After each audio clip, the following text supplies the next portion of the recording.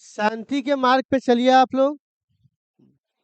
हाँ, तो अब सवाल है कि जैसा कि हम लोगों को पता है छठा चैप्टर खत्म हो चुका है, तो उसका एक पार्ट ये है कि पहले हम लोग उसका वन शॉट कर लेते हैं ताकि आइडिया हो जाए कि पूरे चैप्टर का लिंक आखिर कैसे कैसे बैठा हुआ है। ठीक है, तो सबसे पहले हम लोग अभी क्या देख रहे थे, चैप्टर नंबर 6। क्या नाम था उसका?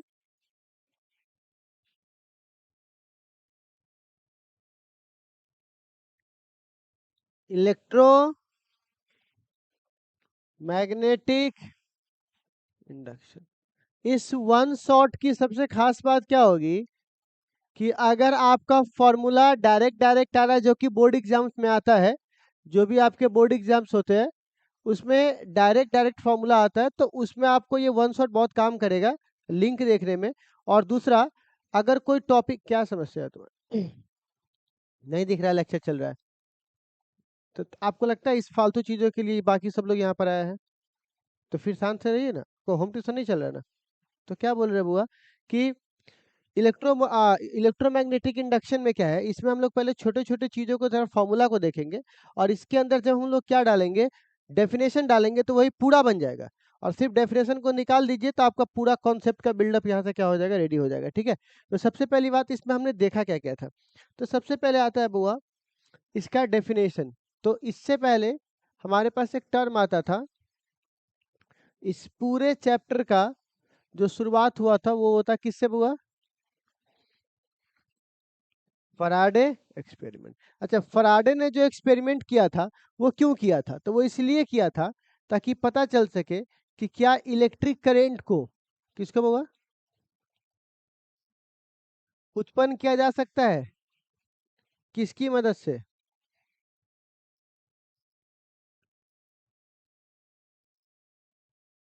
ठीक है, तो पता चला कि हाँ किया जा सकता है, लेकिन उसने अपने एक्सपेरिमेंट में क्या दिखाया, मान के चलो यहाँ पर ऐसे याद है, कॉइल है,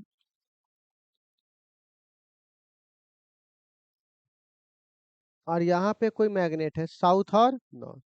तो अगर ये पास आएगा तो इधर घूमेगा, ठीक है, राइट की ओर। और अगर ये क्या होगा, साउथ नॉर्थ, दूर जाएगा, तो इसी कॉइल में क्या होगा? ठीक है, तो इससे क्या पता चला, ना पास आने दे रहा है ना दूर जाने दे रहा है। तो इसी क्रम में कुछ बातें पता चला कि यहाँ पर जब तक कौन सा मोशन है, याद आया, जब तक कौन सा मोशन है, रिलेटिव मोशन, वो क्या इंड्यूस करेगा? इंड्यूस मतलब बिना टच के, क्या है बुआ? हाँ, तो एक शब्द में इंड्यूस का मतलब क्या होता है? बिना टच, आपको बताया ना, दूर से ही। ठीक है ना, क्या है बुआ? दूर से ही।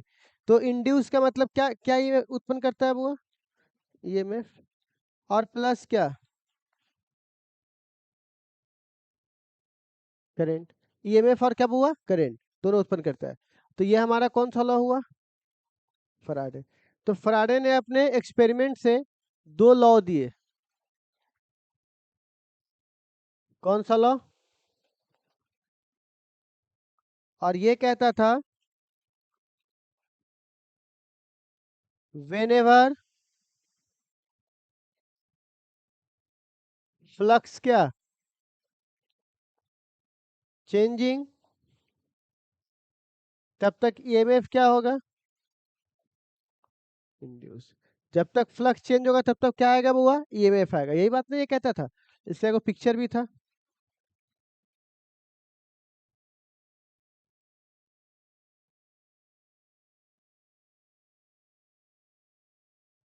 साउथ,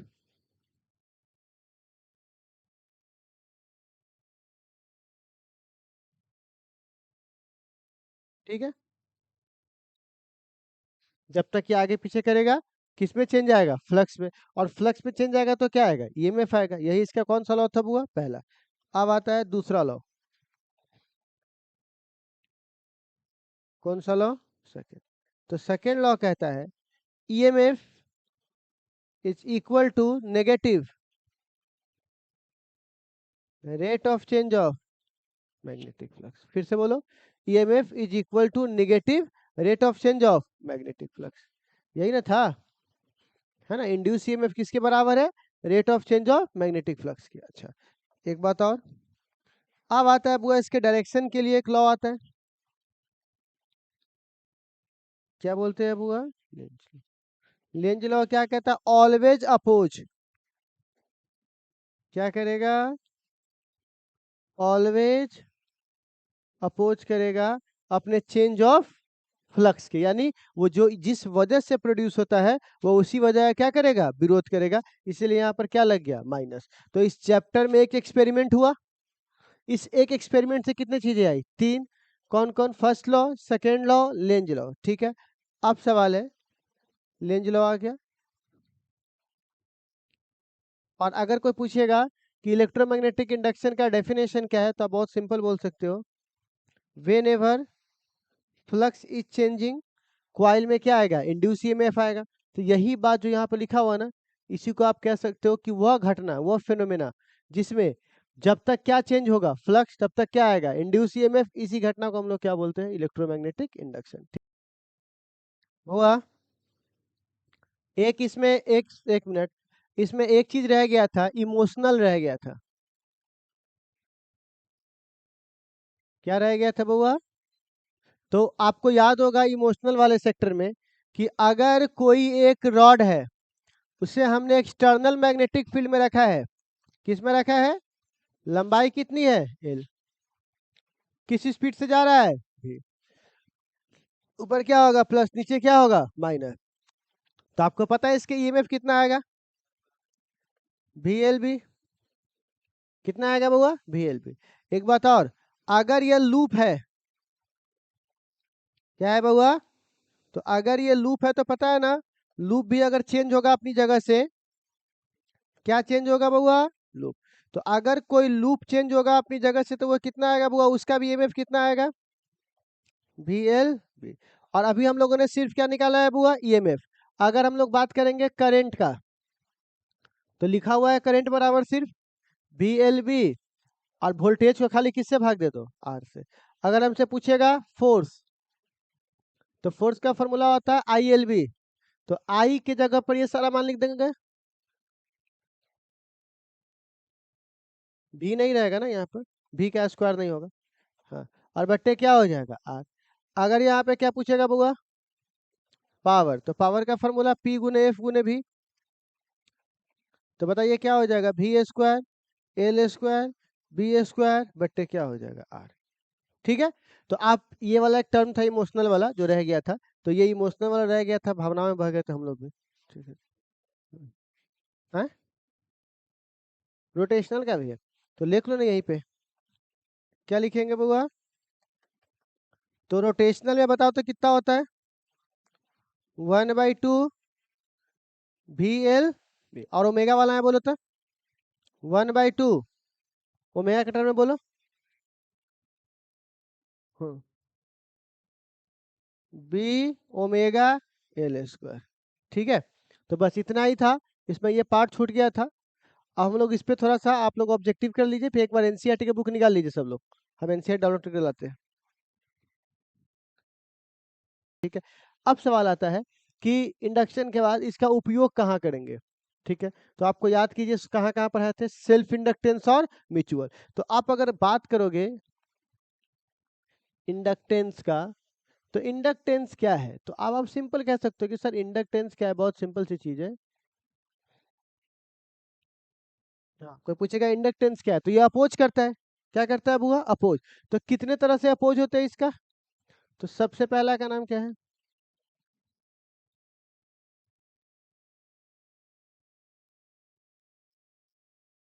ठीक है,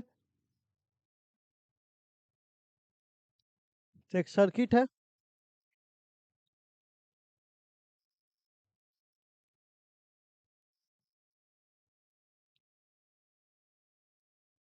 तो मेन करंट तो जा ही रहा है, और उल्टा में क्या आ जाता है वो याद आया? इंड्यूस। क्या आ जाता है? इंड्यूस। तो कोई आपसे पूछेगा इसका फॉर्मूला क्या था, तो याद है फाई बराबर एल आई, और ईएमएफ बराबर क्या था? माइनस एल डी आई बट्टे डी टी। ठीक है, अब चूंकि मैं कॉमन ही ऐसा यूनिट लिख दूंगा, तभी मैं नॉर्मली रहने देता हूँ। इसके बाद हमारे पास क्या था वो? सेल्फ के बाद म्यूचुअल इंडक्टेंस। तो अब बताइए म्यूचुअल में क्या था, एक की वजह से दूसरे में।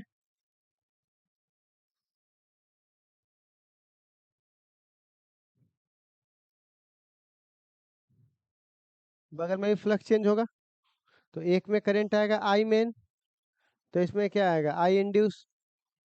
आया कि नहीं आएगा, क्या आएगा वो आई इंड्यूस। इसका भी सेम हो जाएगा, फाइव बराबर बोलिए एम आई। और अब बताइए फिर से ईएमएफ बराबर क्या होगा इसमें, माइनस एम डी आई बट्टा टी टी। अच्छा इस दोनों का एक कॉमन है, इस दोनों का कॉमन है, मैं यहाँ से रंग बदल देता हूँ। कोई पूछेगा ऐसा यूनिट, तो याद आया, फेमस है हेनरी, ठीक है। और इसका डायमेंशन क्या था, एम एल स्क्वायर, ए के पावर क्या है -2, ठीक है, हो गया। अब चलो, तो ये हमारे पास हो गया। अब इसमें भी एक शब्द आता है इंडक्टर, नाम सुने होंगे, बताए भी थे आपको, तो इसी को इसी रिलेटेड लिखता हूँ। इसमें टर्म आता है, क्या है बउआ, इंडक्टर।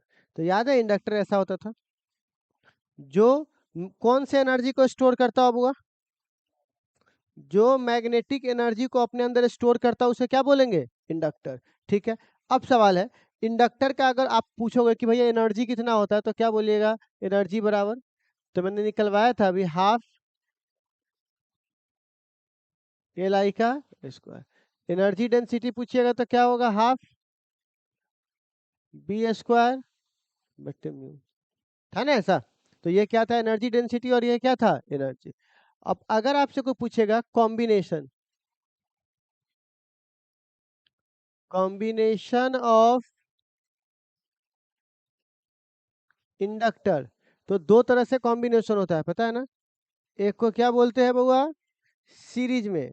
तो सीरीज में भी देखिए, सबसे पहले जब क्या हो बउआ, क्लोज। तो याद है एल इक्विवेलेंट बराबर क्या बोले थे, L1 प्लस 2m, ठीक है। अब अगर मान के चलो दूर होगा तो फार, तो क्या होगा, एल इक्विवेलेंट बराबर सीधे L1 प्लस L2।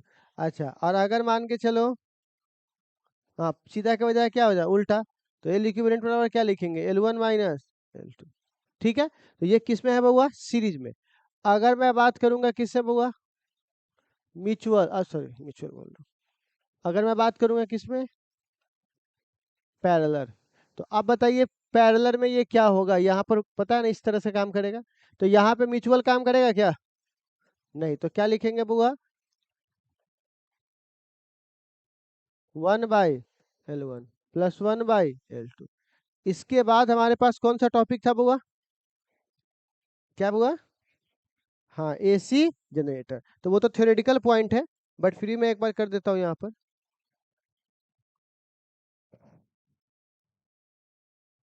अच्छा जनरेटर किसे कहते हैं बोलिए तो, जो कौन से एनर्जी को किस में कन्वर्ट करता हो, उसे क्या बोलेंगे, जनरेटर, ठीक है। अब जनरेटर में ये सब ऑब्जेक्टिव के लिए आता है, वर्किंग कंस्ट्रक्शन ये सब तो खैर 5 नंबरी में आ गया, बट हम लोग यहाँ पे क्या कर रहे हैं, एक ओवरऑल व्यू ले रहे हैं, ताकि हमारा ऑब्जेक्टिव वाला सेक्शन कभी ठीक हो जाए, या कुछ हमको समझ में आ जाए कि टॉपिक क्या, किसके बाद क्या था, तो वो आप अपना कर लोगे यहाँ पर। लेकिन इसमें जो सबसे मेन बात थी, वो ईएमएफ की मान था इसका एन,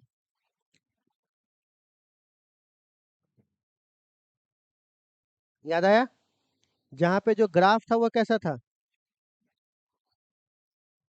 एक बार साइन और एक बार प्लस। तो ये किसका ग्राफ था बुआ, एसी जनरेटर है, किसका ग्राफ था, एसी। अब एसी के बाद इसी में डीसी भी था, तो डीसी में तो खैर वो तो आपको पता ही होगा क्या होगा। एसी के बाद अब आता है मोटर।